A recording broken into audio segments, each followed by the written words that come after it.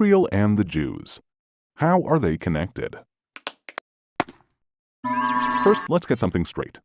Judea, Canaan, Holy Land, Zion, Israel, all are names for the same tiny piece of land. It's a country so small its name doesn't fit inside it.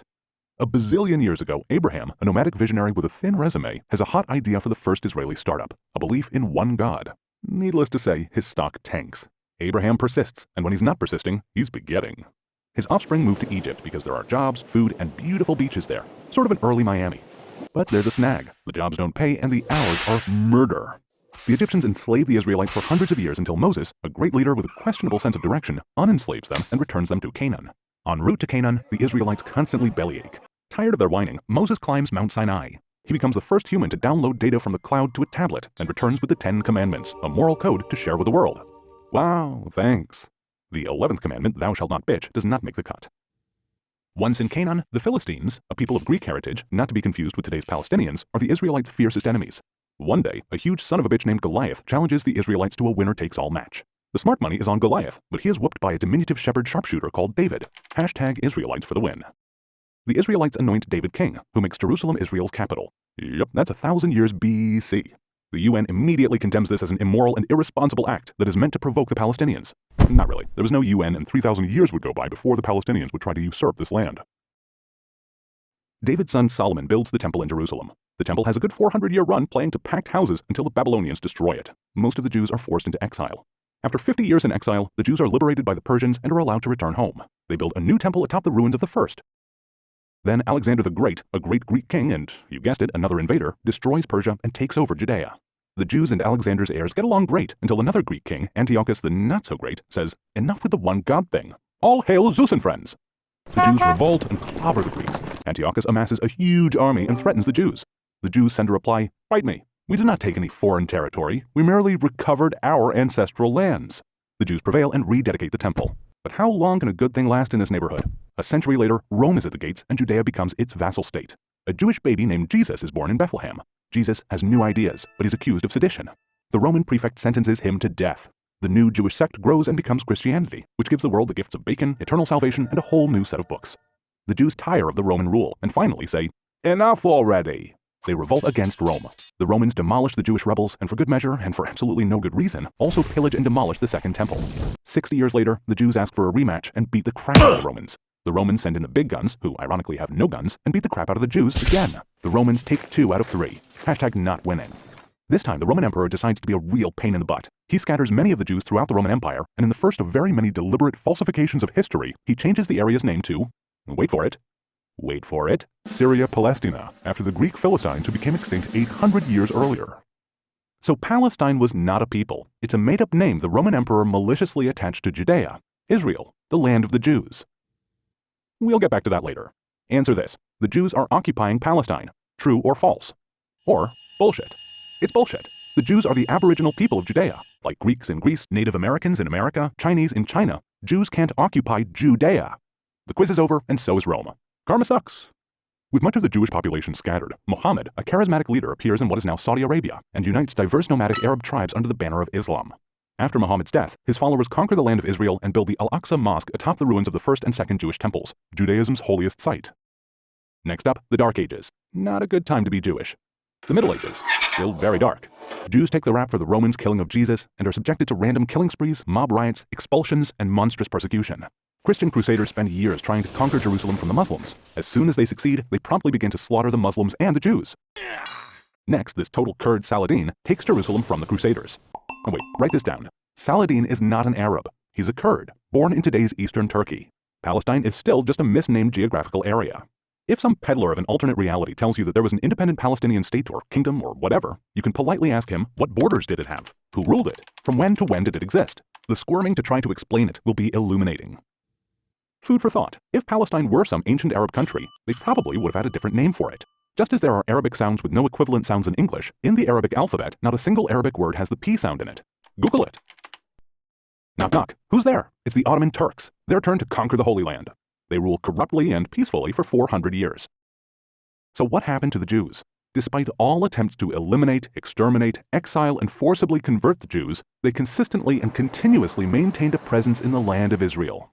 Jews from almost every country under the sun, in ghettos in Poland, under the Inquisition in Spain, and in concentration camps across Europe, focus their prayers on Israel, the only place where they have been able to do what every nation does, construct their own society according to their own ideals. Ready for a question? Okay. Jerusalem is just as sacred to the Muslims as it is to the Jews. True or false? 5 Pinocchios. Jerusalem is mentioned over 800 times in the Bible and 0 times in the Quran. 0 as in zip, nada, nil, not even once. Feel free to fact check. From its first days under King David, Jerusalem has served as the capital of only one nation, the Jewish nation. The 1880s see increased immigration of Jews returning to their ancestral homeland. The malaria-ridden swamps are drained and agricultural communities thrive in the once barren hills. The 19th century, revolutions and reforms are in the air. Nations crave freedom. The Jews around the world feel it's time. A journalist named Herzl founds a Zionist movement for the return of Jews to their homeland. As more Jews come to the Holy Land, the resulting economic boom attracts Arabs from as far away as Algeria and Syria. A quick quiz. The Jews are not a nation. True or false? The Jews are the only nation on earth that inhabits the same land, bears the same name, speaks the same language, and worships the same God that it did 3,000 years ago. You can argue with a taxi driver in Tel Aviv about which route to take using the same language that Moses used to lead the Israelites out of Egypt. World War I is over. The winners hold a conference in San Remo, Italy, called, for the lack of a more original name, the San Remo Conference, to redraw the map of the Middle East. They create new borders and new countries. An area approximating present-day Israel plus Jordan is given to England. Their assignment and sworn task is to establish thereon a national home for the Jewish people. There's no mention in the document of granting land to any non-Jewish entity. The plan is to give the Jews back the land taken from them by an endless string of empires. The plan is ratified unanimously by the League of Nations, today's United Nations. The Brits waste no time in screwing the Jews. They welch on their promise and give more than 3/4 of the territory to Abdullah, a Saudi prince, for another brand new Arab state called Transjordan. Maybe they mistook Abdullah for a Jew. As to the rest, guess what? Of all of the new borders and new countries created since World War I, the only area that is referred to as occupied by some and disputed by others is that tiny piece of land allocated to the Jewish people. All other decisions are considered binding by most of the world. To prove their claim to the entire land of Israel, the Arabs launched terrorist attacks against the Jews. By this time, everyone living in the area called Palestine is called a Palestinian. This includes all the Jews, Arabs, Muslims, Druze, Christians, and a camel named Benny. In Europe, the satanic Nazis are dedicated to exterminating all the Jews. Jews everywhere fight on the side of the Allies. The Central Arab leader, the Grand Mufti of Jerusalem, meets with Hitler, and he's not there to talk about buying a summer home in Bavaria. 6 million civilian Jews, including 1.5 million Jewish children, are exterminated before the Nazis are defeated. But we digress. The land of Israel does not belong to the Jews as compensation for their suffering. It is theirs by indisputable aboriginal rights derived from their indigenous birth and uninterrupted presence for over 3,000 years. The Holocaust is over, but Arab attacks against the Jews of Palestine continue. Now, an actor who has disappeared 2,000 years ago comes for an encore, the armed and proud Jew. The Jews in their ancestral land of Israel establish armed organizations to defend themselves against Arab terrorists. When the British government closes the ports of Palestine and locks the Jews of Europe together with their exterminators, Jewish militias fight to expel the despicable Brits from the land of Israel. I say. After endless, fruitless peace talks to try to get the Arabs to accept any Jewish homeland in Israel, the British have had enough. They peace out and dump the problem on the newly created UN. The UN decides to divide the remaining small territory into the first Jewish state in nearly 2,000 years, a 22nd Arab state, and a third significant area that includes Jerusalem that would be internationally controlled. By 2021, the world is blessed with 56 Islamic countries, over 100 Christian majority countries, and one tiny Jewish state. So that you understand, the entire territory allocated to the Jews is about the size of Connecticut. Today's Israel is slightly larger than New Hampshire. Egypt is 36 times as large as Israel, and the United States is 350 times as large. The Jews accept the UN proposal. Remember the phases? That's your land. Okay. No, actually, that's the only part you get to keep. Okay. No, as a matter of fact, this is the only part you get. Oy vey. The Arabs reject even this plan, vowing to push the Jews into the sea. Having a massive numerical advantage, 5 Arab states, each with a standing army and a total population of over 30 million people, attack the newborn state of 600,000 Jews. It's David versus 5 Goliaths. 1,000,000 to 1 shot comes in. David wins again. Israel repels the attacks and declares its independence. 711,000 Arabs flee from Israel. 156,000 Arabs choose to stay and are brutally given Israeli citizenship and civil rights. 850,000 Jews are driven out of the surrounding Arab countries. Jordan annexes the West Bank, including the holy sites in Jerusalem. They sack, loot, pillage, and desecrate every synagogue and Jewish cemetery in its territory. Egypt claims Gaza. Despite total Arab control of the West Bank and Gaza from 1948 to 1967, the Arab world does not establish a Palestinian state there. Do you get this? They have total control of the so-called occupied territories, and they don't create a Palestinian homeland. Time to test you. Israel is an imperialist country. True or false? Let's look at this ruthless empire. Let's look at how Jews take over the world. Oh, just a moment. The green part is Muslim countries. Look how they conquer the world. Just a moment, let's get closer. If you squint a little, you can see those colonizers. Let's tell the world that if they only give us a little more of their land, there will be peace. There's a sucker born every minute. But now, Israel commits the most horrific racist genocide of all times. From the 156,000 Arabs that decide to stay in Israel after the war in 1948, only 472,000 are left by 1972, and a mere 875,000 by 1990. And wow, this just in, only 2 million Arabs are left in Israel by 2021. Guess how many Jews are still in Arab lands? Hint, in most Arab countries, the number is so small a centipede could count them on his legs. Fast forward a couple of wars to 1964. The Arab League creates the Palestinian Liberation Organization, the PLO. They mobilize the local Arabs, indoctrinate them with hatred towards Jews, and unite them for the first time in history as the Palestinian people. Mazel tov, a nation is born, the Palestinians. Article 24 of their charter states that the Palestinians have no claim to the West Bank or Gaza, which were under the control of Jordan and Egypt respectively. Their charter calls for the total annihilation of the State of Israel. 3 years later, Israel liberates Gaza and the West Bank, and the Palestinians immediately amend Article 24.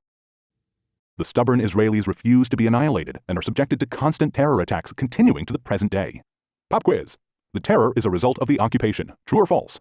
Trick question. What occupation? There is no occupation. Judea, Israel, is the land of the Aboriginal Jews. Their indisputable connection to their ancestral homeland is undeniable. It's in the archaeological evidence, the historical record, and the genetic analysis. Arab terrorism started about 50 years before what uninformed people call the occupation, so that can't be its cause. Is it retaliation by anticipation? And then there's this war that lasts 6 days. It starts when the Egyptian army moves towards the Israeli border and Egyptian President Nasser boasts, "My army will destroy the Zionist entity." 6 days later, Israel crushes the 4 Arab armies that attacked it, conquering the Sinai Peninsula, including Gaza from Egypt and the Golan Heights from Syria. They liberate the so-called West Bank, including the old city of Jerusalem from Jordan. After almost 2,000 years, the Israeli flag is raised over the Western Wall, a remnant of the Jewish temple, where members of all religions can now pray freely. Since it was built by King David, Jerusalem has been attacked 52 times, besieged 23 times, ransacked 39 times, destroyed twice, rebuilt 3 times, and captured and recaptured 44 times. 3,000 years later, Jerusalem remains the indivisible capital of Israel. No country's birth certificate is more legitimate than that of Israel. Pop quiz. Israel is rich and the Palestinians are poor. True or false? Mostly true, but why? Have you ever wondered where all the money donated to the Palestinians go, or how Yasser Arafat, the PLO's first president, became the first Palestinian billionaire? No clues needed here. The Palestinian Authority, to this day, uses the foreign aid it receives to pay over $345 million a year to convicted terrorists and their families. After another failed attempt by the Arabs to destroy Israel, a peace agreement with Egypt is signed, then with Jordan, and more recently with African and Gulf states. It just goes to show, when Israel has a partner for peace, it doesn't take long for peace to materialize. Pop quiz. Israel is an apartheid state. True or false? Hogwash. Over 20% of Israelis are Palestinians with full and equal rights. Among Israeli Palestinians are doctors, Supreme Court justice, generals, a Miss Israel, and members of parliament. The Arabic language is recognized under special status in Israel. Palestinians in Israel are freer than in any Arab state. Does that sound like apartheid? You call it. The Palestinians demand a state of their own, clean of Jews. That's because they hate racists. What is it about world leaders that they are comfortable with the concept that if it's a Jewish territory, the rights of the Arabs must be respected, but if it's a territory for the Palestinian state, it must be free of all Jews? What gives? In 2005, in a thunderstorm of irony, Israel commits ethnic cleansing. It forcibly relocates the entire Jewish population of Gaza, over 8,000 people, creating something that no other civilized country would dare do. With hope for peace, they hand over the entire area to the Palestinians without a single Jew in it. The gratitude is instantaneous. Rockets start flying into Israel. Instead of building Gaza into a thriving, peaceful society, it becomes a terrorist base hell-bent on destroying Israel. So deep is the Palestinian hatred of the Jews that in order not to be seen as taking anything from them, they demolish an extensive infrastructure of greenhouses purchased for them by American donors and which provided thousands of jobs. Here's a present. It's a quiz. Gaza is a huge concentration camp. True or false? It's a big fat lie. The most common medical condition among Gaza's women is obesity. Not exactly the usual concentration camp malady. It's true that to protect Israeli civilians, they can't cross into Israel, but they also share an 8-mile border with Egypt, a Muslim state. Why is it that only Israel is accused of not letting them out? Why don't their Muslim brothers allow them to pass through Egypt? It's for the same reason that Israel doesn't. 2005 sees an increased danger to Israel's security and legitimacy. The attempts to demonize, delegitimize, and criminalize Israel by some Arab nations is joined by non-state actors such as BDS, J Street, and the New Israel Fund. These Jewish and non-Jewish anti-Semitic provocateurs spread outright lies and malicious misinformation in an attempt to destroy the modern state of Israel. This is the sweetest thing that can be said about them. After Dachau and Auschwitz, Jews have learned to overcome the likes of these. But not everyone has been drinking from this anti-Semitic Kool-Aid. Many world leaders have loudly and consistently spoke out in support of Israel. Israel must exist and has the right to exist. Israel is the child of hope and home of the brave. You're just going to have to get used to the fact that Jews defend themselves. And another damn quiz. The UN is always condemning Israel. True or false? True. Israel is delegitimatized and demonized at the UN like no other country in the world. If Algeria introduced a resolution declaring that the earth was flat and that Israel had flattened it, it would pass by a vote of 164 to 13 with 26 abstentions. Over 70% of all UN General Assembly resolutions single out Israel. Criticizing Israel politics is not anti-Semitic. Disproportionately criticizing and demonizing Israel is anti-Semitic. When Israel expels 12 Palestinian agitators, the UN goes ballistic with condemnations. Kuwait and Saudi Arabia expel 1 million Palestinians after the Gulf War, and it's not even put on the UN agenda. Palestinians claim that the key to solving all the Middle East problems is the resolution of the Palestinian-Israeli dispute. If the pure force of repetition would make it true, then this claim would rank right up there with Newton's laws. A Sunni Muslim detonates a car bomb in a crowd of Shiites. In revenge, a Shiite Muslim blows up a sacred Sunni holy site. 1 million dead in the Iraq-Iran war. Bashar al-Assad uses chemical weapons on his people. Does anyone believe that these Muslim-on-Muslim atrocities would stop if we only resolved the Israeli-Palestinian conflict? Anyone? The Arabs could have had peace with Israel on very easy terms at any time since 1948. Every Israeli government attempts to reach a peace agreement with the Arabs. The so-called two-state solution is rejected again and again and again and again. President Trump's peace plan is rejected by the Palestinians sight unseen. That's more rejection than you get in show business. Last pop quiz, promise. If the Palestinians lay down their weapons, there will be no more war. If Israel lays down its weapons, there will be no more Israel. True or false? Unfortunately, true. Israel hopes for peace, although the Palestinians' answer is always the same. No! From the river to the sea, Palestine will be free. We promised to get back to that. Well, we are back. Palestine today is free, and once again called by its aboriginal name, Israel. Someday, Palestinian leaders will rise who love their people more than they hate Jews, and peace will descend on the region, and the Palestinians will become partners to Israel's incredible story of achievements, prosperity, and quality of life. For a transcript of this video, complete with the sources for all the information provided here, please go to therealhistoryofisrael.com.